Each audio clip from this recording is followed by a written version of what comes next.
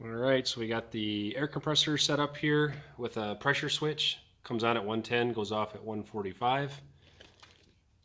Wired to a connector, gets 12 volt key on power through the tail light connector. This is actually one, or on this one I've got a foot extension built into it for a longer tail. Wired to a relay.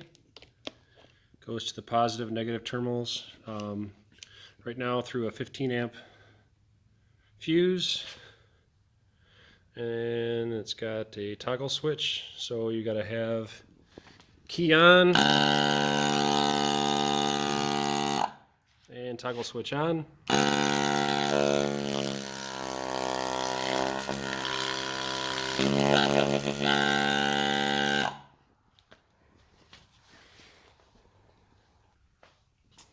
If I put a gauge in it, it'll turn on and off really fast because there's no tank for it to build up pressure with, but